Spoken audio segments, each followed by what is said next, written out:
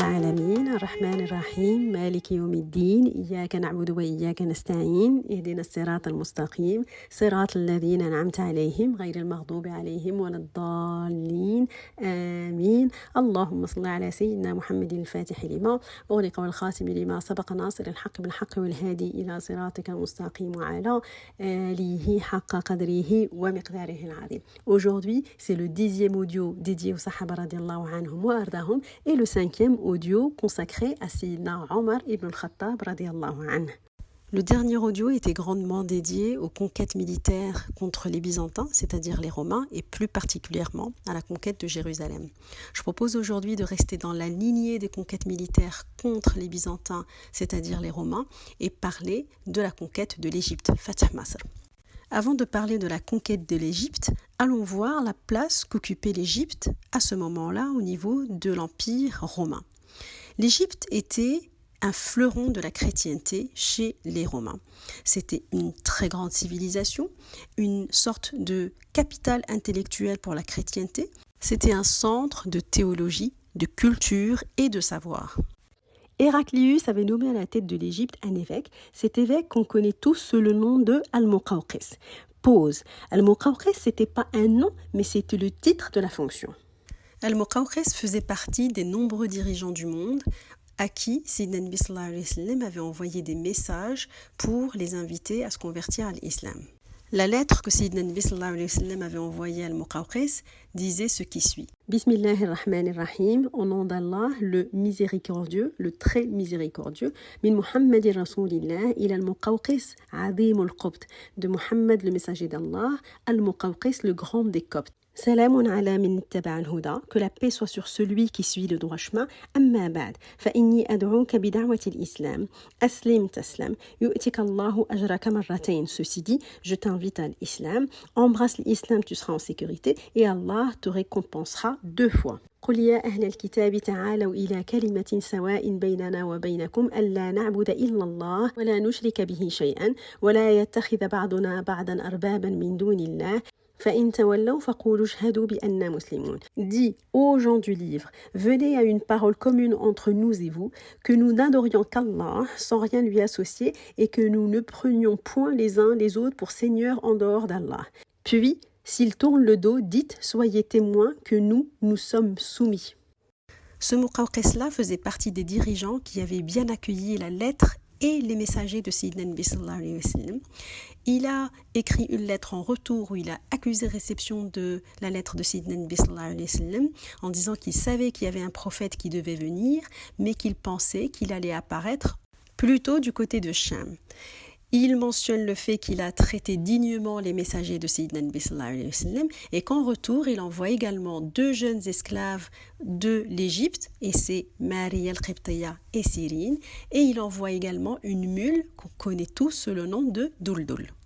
Et donc ce Muqawqis-là était toujours à la tête de l'Égypte quand l'armée de Sayyidina Omar radiallahu anhu va arriver aux portes de l'Égypte. Pause. Faisons un mini-topo géopolitique de l'Égypte à ce moment-là de l'histoire. Comme je le disais, l'Égypte était sous l'Empire romain et donc sous l'Église qui était soutenue par Constantinople. Il faut savoir que la majorité des Égyptiens étaient chrétiens coptes et ceci constituait un conflit majeur car l'Église romaine, on va dire, affirmait que Jésus avait 2 natures distinctes, une nature divine et une nature humaine. Là où les coptes soutenaient que Jésus n'avait qu'une nature et une seule nature unifiée. Par conséquent, petit 1, les Coptes étaient considérés comme étant des hérétiques. Petit 2, les Coptes étaient opprimés et persécutés dans leur propre pays. Et petit 3, les Romains nommaient des patriarches et des évêques romains à la tête de l'église d'Alexandrie, ce qui accentuait vraiment les tensions. Et le Muqawqis dans tout ça, eh bien lui, il a été nommé par l'Empire romain à la tête de l'Égypte alors qu'il n'était pas égyptien, avec pour mission de faire régner l'ordre et d'imposer le point de vue de Constantinople. Après tout ce prélude-là, on va revenir à Jérusalem. Quand Sayyidina Omar al-Khattab radiallahu anhu était à Jérusalem, Sayyidina Amr ibn al-As, il est venu le voir en disant « Ya Amir al-Mu'minin, il est temps qu'on aille conquérir l'Égypte ». Et Sayyidina Amr ibn al-As s'est montré très insistant, il a persisté, il a maintenu, il a assuré que c'était le bon moment pour aller conquérir l'Égypte. Sidna Omar ibn Khattab radiallahu anhu, il lui donne 4000 personnes et il se dirige vers l'Égypte, vers donc cette grande civilisation qu'est l'Égypte. Seulement, quelques temps après, Sidna Omar ibn Khattab radiallahu anhu, est-ce qu'il a changé d'avis? Je ne sais pas trop. En tout cas, toujours est-il qu'il a envoyé un messager, le Sidna Amr ibn al-As, en lui disant: si tu reçois cette missive alors que tu n'es pas encore en Égypte, s'il te plaît, tu fais demi-tour et reviens. Sidna Amr ibn al-As, quand il a reçu la lettre, il ne l'a pas ouverte. Est-ce que c'était une intuition? Je n'en sais rien. En tout cas, il a avancé. Il n'a ouvert la lettre que quand il est arrivé en Égypte. Et là, il s'est dit, j'y suis, donc je ne fais plus demi-tour. Il a pris vraiment la lettre au pied de la lettre. Sidna Amr ibn al-As radiallahu anhu est maintenant en Égypte et il va commencer son boulot. Il faut dire que le contexte géopolitique que je viens de mentionner et que le fait que les Coptes n'en pouvaient plus des Byzantins, les musulmans ont été accueillis comme des libérateurs. Et c'est donc ainsi que Sidna Amr ibn al-As a pu avancer village après village le long du Nil avec ses 4000 personnes. 4000 personnes, ce qui n'est absolument rien au vu de la taille et de l'importance de la civilisation égyptienne. Et encore une fois, je le rementionne, Allahu huwa musabbibul asbab. Sidna Amr ibn al-As radiyallahu anhu avance jusqu'à arriver à une cité qui s'appelle Babylone. Ce n'est pas Babylone qu'on connaît, mais Babylone c'était l'ancien nom de Fustat, et Fustat est devenu Al-Qahira, le Caire. Donc gros raccourci, Babylone de l'époque en Égypte égale le Caire. Alors, ils entament un siège autour de Babylone, mais ça ne le fait pas. Les musulmans n'arrivent pas à percer, et c'est là où ils demandent du renfort à Sayyidina Omar radiallahu anhu, et Sayyidina Omar radiallahu anhu, il envoie du renfort, ainsi que Sayyidina Zubair bin al-Awwam radiallahu anhu.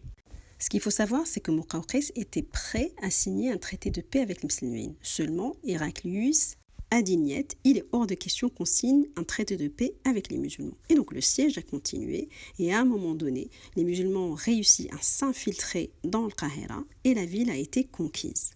Et c'est comme ça que cette armée a continué à s'engouffrer dans l'Égypte, ville après ville, et ils avaient en ligne de mire, dans le viseur, en objectif, Alexandrie, Al-Iskandariya. Alors, la conquête d'Alexandrie, ça va être une autre histoire. Et comme dirait le Fkroun, Hadama Akhor. Et pourquoi ça? Parce que de par son histoire, Alexandrie était une ville extrêmement fortifiée. Ça, c'était la difficulté numéro 1.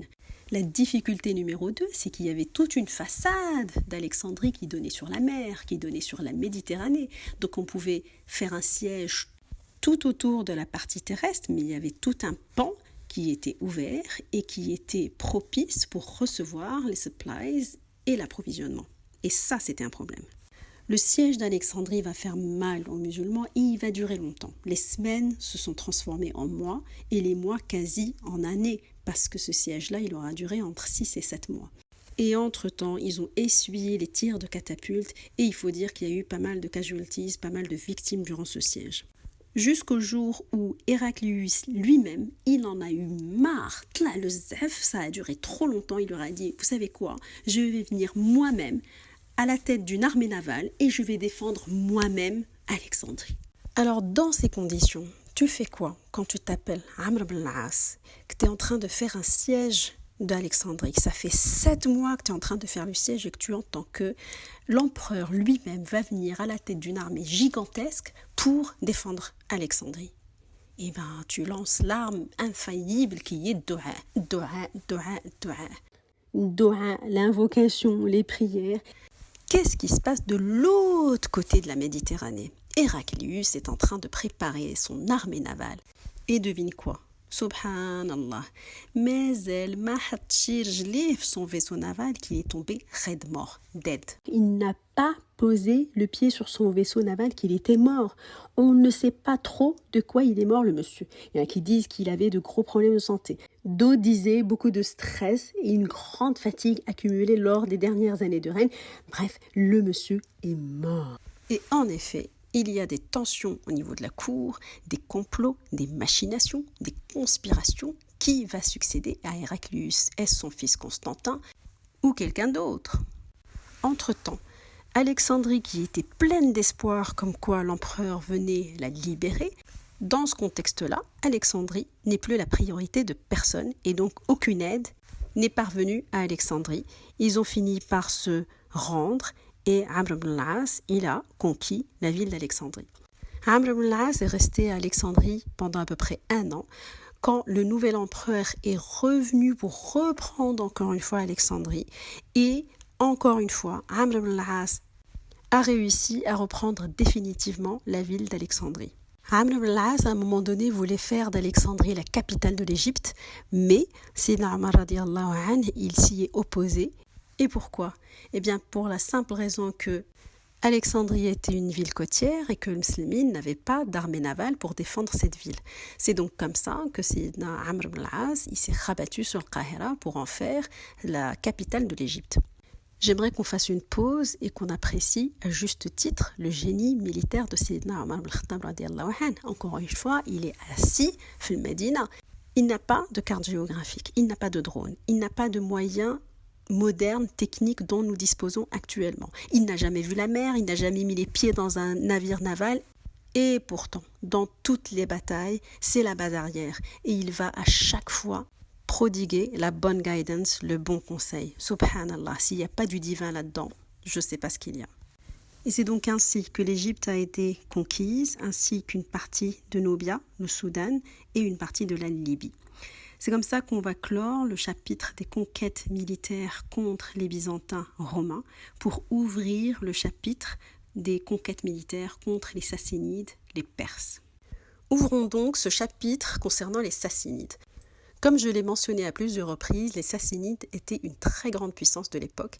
À leur apogée, ils contrôlaient énormément de contrées. On parle de l'Iran, de l'Irak, Bahreïn, Qatar, Amman, Yémen et à certains moments, ils ont même conquis Damas et Jérusalem. D'un point de vue frise chronologique, l'empire sassanide était à son apogée, était à son zénith du vivant même de Sayyidina Nabi sallallahu alayhi wa sallam.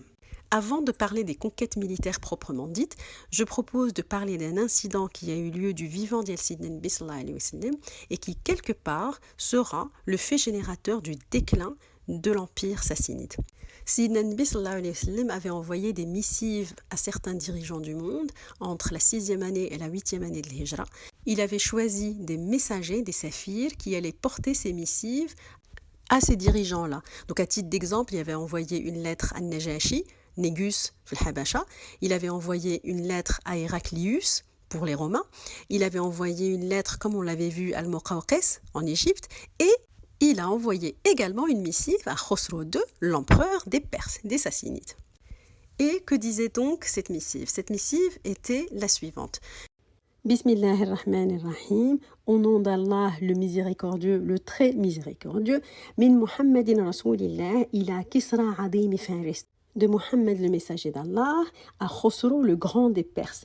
Salamun ala man ittaba'a al-huda wa amana billahi wa rasulih. Que la paix soit sur celui qui suit le droit chemin, qui croit en Allah et en son messager. Wa shahida anna la ilaha illallah wahdahu la sharika lah. Et qui a attesté qu'il n'y a d'autre divinité qu'Allah, l'unique, sans associé. وأن محمدا عبده ورسوله que Muhammad est son serviteur et son messager. وأدعوك بدعاية الله, je t'invite par l'appel d'Allah. فإني أنا رسول الله إلى الناس كافة, car je suis le messager d'Allah à l'humanité tout entière. لينذر من كان حيا ويحق القول على الكافرين, afin d'avertir celui qui est vivant et que la parole de Dieu se réalise contre les mécréants. Aslim taslam, embrasse l'islam, tu seras en sécurité. فإن أبيت فإن إثم المجوس عليك, si tu refuses, alors tu porteras la faute des Zoroastriens. Qu'est-ce qu'il a fait Khosrow II quand il a lu la missive? Ni d'une ni deux, il la prend et il la déchire. Quand Sayyidina Nabi sallallahu alayhi wa sallam a appris que Khosrow avait déchiré sa missive, avait mazzaqa risalatah, Sayyidina Nabi sallallahu alayhi wa sallam, il a dit mazzaqa Allahu mulkah, qu'Allah déchire son royaume. Alors je pense qu'il faut se remettre dans le contexte de l'époque. Quand Sayyidina Nabi sallallahu alayhi wa sallam avait dit ça, l'empire sassanide était à son apogée, il était à son zénith, c'est-à-dire il venait de laminer les Romains et il semblait être invaincu et les Sassanides semblaient s'emparer du monde. Et quand Sayyidina Nabi sallallahu alayhi wa sallam avait dit mazzaqa Allahu mulkah, à l'époque il était très difficile de croire qu'un tel empire, même pas une décade après, il allait tout simplement disparaître, se dissoudre, se volatiliser. cet empire n'existera plus. Il y a eu d'autres incidents qui allaient prédire le déclin de l'empire sassanide. Je ne vais pas en citer beaucoup, mais je vais en citer un qui est en relation avec un monsieur qui s'appelle Suraqa ibn Malik. Pause. Qui est Suraqa ibn Malik? Pour vous dire qui est Suraqa ibn Malik, je dois revenir à l'hijra de Sayyidina Nabi sallallahu alayhi wa sallam avec Sayyidina Abu Bakr Siddiq radiyallahu anhu. Et quand ils étaient en plein désert pour rejoindre le Médina, Quraysh, ils avaient lancé derrière eux, à leurs traces, des suiveurs de traces pour les retrouver. Un des suiveurs de traces les plus habiles de l'époque s'appelait donc Suraqa ibn Malik. Et ce Suraqa ibn Malik, il a fini par retrouver Sayyidina Nabi sallallahu alayhi wa sallam et Sayyidina Abu Bakr Siddiq radiyallahu anhu. Il les repère de loin et il commence à s'approcher. Mais dès qu'il était proche de Sayyidina Nabi sallallahu alayhi wa sallam et de Sayyidina Abu Bakr Siddiq radiyallahu anhu, son cheval, il a buté, il est tombé la première fois. Son cheval s'est relevé, il est retombé une seconde fois. Le cheval s'est relevé, il est retombé une troisième fois. Et là, Suraqa ibn Malik, il s'est dit, attends, il y a un truc qui ne va pas. Et il interpelle Sayyidina Nabi sallallahu alayhi wa sallam, il lui dit, je vous assure, je ne vais pas vous dénoncer. Et là, Sayyidina Nabi sallallahu alayhi wa sallam lui répond, il lui dit,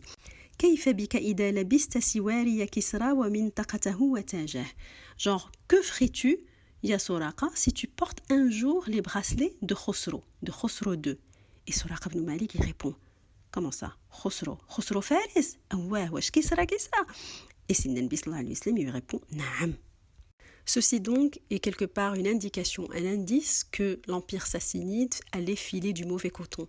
Parce que quelque part, on ne peut pas aller porter les bracelets de Khosro si l'empire était en pleine forme. Khosro II a été tué lors d'un coup d'État qui a été organisé par son propre fils. On avait évoqué à quel point ce Khosro II était un tyran. Ça n'a pas raté, sa mort était terrible, il a été criblé de flèches dans son propre palais après avoir été préalablement emprisonné et affamé. Après le décès de Khosro II, et en l'espace de 2 ans à peine, il y a eu une série de 12 successeurs, soit des empereurs, c'est-à-dire quelques-uns de ses enfants à lui, soit des généraux ou des leaders qui ont fait des coups d'État. Et quand en général il y a autant de successeurs, ça ne présage rien de bon, ça n'est pas stable. Ils ont fini par mettre à la tête de l'empire sassanide son petit-fils, le petit-fils de Khosro qui s'appelle Yazdajad, le 3e de son nom. Je suggère de fermer cette parenthèse et de s'intéresser maintenant aux offensives militaires qui ont été menées sous la khilafa de Sayyidina Omar radiyallahu anhu arda. On va revenir un tout petit peu en arrière, le temps de la khilafa de Sayyidina Abu Bakr Siddiq radiyallahu anhu. Si vous vous rappelez, on avait évoqué ça lors d'un audio dédié à Sayyidina Abu Bakr Siddiq. Il y avait un monsieur qui s'appelait le Muthanna ibn al-Harith qui avait lancé un raid sur les territoires sassanides de son propre chef et qui a été couronné de succès. Il revient donc à Medina voir Sayyidina Abu Bakr Siddiq en disant il y a quand même quelque chose à faire du côté des Sassanides, il me faut un peu plus de soldats.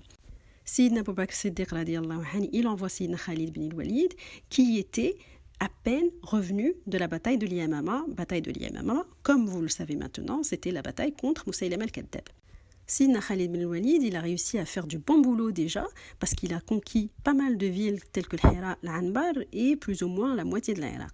Seulement, Sayyidina Khalid bin al-Walid, il ne pouvait pas aller plus loin comme il le souhaitait vers Ctésiphone qui est le Madaïn, mais il a été appelé parce que les musulmans avaient besoin d'un coup de main pour Fath al-Sham et Jérusalem.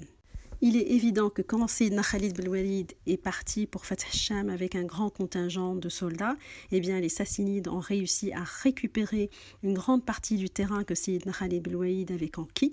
Et par-dessus le marché, les musulmans ont essuyé des pertes terribles, notamment lors d'une bataille qui s'appelait bataille de l'Jisr, la bataille du pont, parce que c'était la première fois que les musulmans étaient confrontés à ce que des éléphants fassent partie de l'armée perse. Donc le Muthanna ibn al-Harith, il a réussi à rester en vie. Il a envoyé une lettre à Sayyidina Omar al-Khattab radiyallahu anhu en lui disant « On a besoin d'aide, Al-Qadi Ahmad est ici, on a absolument besoin de renfort ». Sayyidina Omar al-Khattab radiyallahu anhu, quand il a reçu cette lettre-là, sachant qu'une grande partie des troupes étaient déjà mobilisées du côté de Cham, du côté de l'Égypte, eh ben, il a mis son armure et il a dit « J'y vais, je vais aller filer un coup de main à al-Muthanna ibn al-Harith ». Les Sahaba étaient contre le fait que Sayyidina Omar al-Khattab radiyallahu anhu himself aille guerroyer. Et donc c'est Sayyidina Sa'd ibn Abi Waqqas qui a été nommé pour aller donner un coup de main du côté de l'Empire sassanide. Sayyidina Sa'd ibn Waqqas, il arrive aux abords d'une petite ville qui s'appelle Qadisiyya et les négociations ont commencé. Je ne vais pas parler des négociations, mais en revanche, je vais citer un incident des négociations que je trouve très beau. C'est une négociation qui va se passer entre un sahabi qui s'appelle Rib'a ibn Amir et le général de l'armée qui s'appelle Rostom, qui est un des hommes de Yazdajjaj III qu'on a mentionné tout à l'heure. Alors la scène est la suivante. Rostom, il invite Rib'a ibn Amir, qui était un des leaders des contingents à ce moment-là. Rib'a est rentré dans un endroit que les Perses avaient décoré de manière luxuriante. Coussins dorés, tapis de soie. Ils avaient exposé des ornements pour leur en mettre plein la vue. Bref, toute l'opulence perse dans toute sa splendeur. Rib'a, quant à lui, arrive habillé très modestement. Il montait un tout petit cheval. Les Perses ont été choqués. Et cela, les gens qui vont nous combattre. Alors Rostom commence en disant « Mais qu'est-ce qui vous amène ? Qu'est-ce que vous faites ici? Rentrez chez vous, vous savez pertinemment que vous allez perdre. » Alors écoute la réponse, écoute la finesse, écoute la culture et surtout, il faut faire attention à l'état d'esprit dans lequel étaient les sahaba. Comment est-ce qu'il va répondre?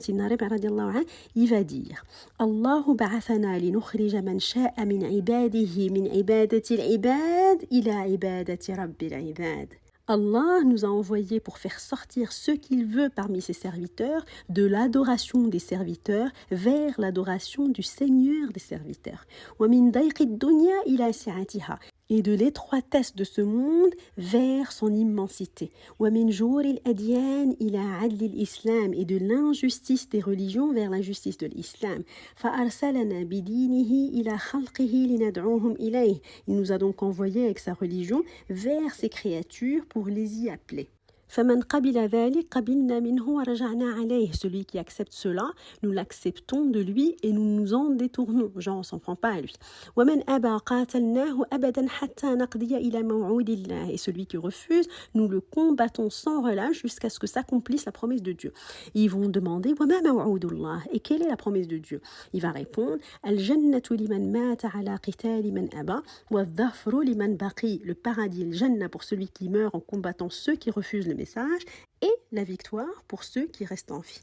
Bref, on l'a deviné, les négos ne vont pas vraiment aboutir. Et donc là, c'est la guerre. Nous sommes à la 15e année de l'Hijra. Géographiquement, Al-Qadisiyah, c'est une petite ville, mais qui est à 1 jour de Ctésiphone, de Madaïn, qui est plus ou moins la capitale de l'Empire sassanide. Et en revanche, la bataille de Qadisiyah va être une bataille majeure parce qu'elle va être un catalyseur et elle va ouvrir les portes de l'Empire sassanide. Il est dit que la bataille de Qadisiyah va se passer sur 4 jours. Le premier jour, les musulmans, ils ont subi des immenses pertes dans la mesure où les Perses, ils ont encore une fois aligné une 50aine d'éléphants qui ont fait des dégâts dans les rangs musulmans. La deuxième journée, les musulmans avaient demandé au contingent autour de venir filer un coup de main. Un des généraux de l'armée qui s'appelait Al-Qa'qa', il a eu un coup de génie. En fait, le contingent qui devait venir filer un coup de main, il l'a coupé en petits mini-contingents et il les a fait venir à intervalles réguliers. De telle sorte à ce que, du point de vue des Perses, les renforts du côté musulman n'arrêtaient pas de venir. Al-Harbu khida', la guerre est faite de ruses. Et donc les musulmans ont commencé à avoir un tout petit peu le dessus.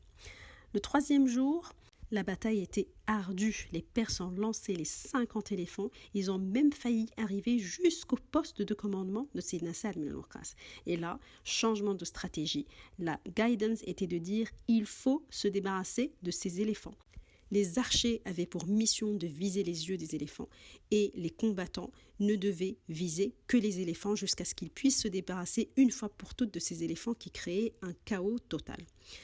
La bataille le 3e jour ne s'est pas arrêtée, au fait, elle a duré toute la nuit, jusqu'au Fajr du 4e jour. Et là, ce général de l'armée, Al-Qa'qa', il a donné un speech incroyable pour booster les troupes. Il leur a dit maintenant, il faut qu'on donne la charge. Et on donne tout ce qu'on a. Et effectivement, avant Salat al-Dhuhr, les musulmans ont fini par atteindre le campement de Rostom. Et ici, on ne sait pas ce qui s'est passé, comment Rostom est mort, mais toujours est-il qu'il est mort. Et avec le décès de Rostom, eh bien, les Perses se sont dispersés. Et pour les musulmans, c'est la porte ouverte maintenant à tout le territoire sassanide. Quand Sayyidina Omar, radiallahu anhu, de son poste de base arrière Au niveau de Médina, il a appris la nouvelle, il a demandé à Sidna Saad ibn al-Waqqas de ne pas s'arrêter et qu'il fallait tout de suite enchaîner vers Ctésiphone, vers Madain. Madain était une des villes les plus prestigieuses du monde à cette époque-là. De par son histoire, elle était composée de plusieurs mini-villes qui étaient fortifiées et il y avait une énorme fortification autour de toutes ces mini-villes, d'où l'appellation que les musulmans lui ont donnée, Madain, qui est le pluriel de Médina. Saad ibn al-Waqqas et son armée sont arrivés aux portes de Madain au tout début de l'année 16 de l'Hijra. C'était une ville très largement fortifiée et les musulmans sont bien partis pour tenir un siège qui va durer à peu près 2 mois. Ce qu'il faut savoir, c'est que ces musulmans qui sont arrivés aux portes de Madain ne sont pas les mêmes musulmans qui ont quitté Médina.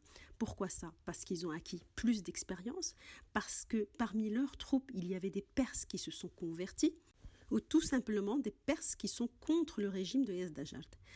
Il faut aussi noter que dans les rangs de musulmans, il y a un sahabi qui constitue un atout majeur et qui s'appelle Salman al-Farisi. Et j'espère vraiment qu'on aura l'occasion de faire un audio sur Salman al-Farisi. Donc, qui dit siège, dit négociation. Yazdajard, à un moment donné, il envoie un émissaire en disant, dans les grandes lignes, vous savez quoi? Vous avez conquis nos terres jusqu'à la rivière du Tigre, Dijla. Et donc, ce qu'on va faire, faisons un deal. Vous gardez tout ce qui est de votre côté du Tigre et on garde tout ce qui est de notre côté du Tigre. Qu'est-ce que ça démontre? Ça démontre une attitude de faiblesse. Rappelons-nous, Rostom, qui était le général de Yazdajard, il disait aux musulmans, mais qu'est-ce que vous faites ici? Vous savez pertinemment que vous allez perdre. Et là, ça commence à négocier, ça veut dire que le vent est en train de tourner. Bien évidemment, Saad ibn Abi Waqqas a donné les 3 fameuses conditions. Le siège continue donc, et peu de temps après, Sidna Saad ibn Abi Waqqas, il apprend que s'il longeait le Tigre à un endroit bien particulier, il peut traverser et accéder à Madain de l'autre côté du Tigre. Donc il envoie un bataillon de 600 cavaliers. Effectivement, ils ont traversé et puis petit à petit, les musulmans commençaient à traverser cet endroit-là. Le bruit commence à courir dans Madain comme quoi les musulmans ils sont de l'autre côté du Tigre. Et bien qu'est-ce qui se passe? Sauf qu'il peut, les gens fuient, y compris Yazdajard.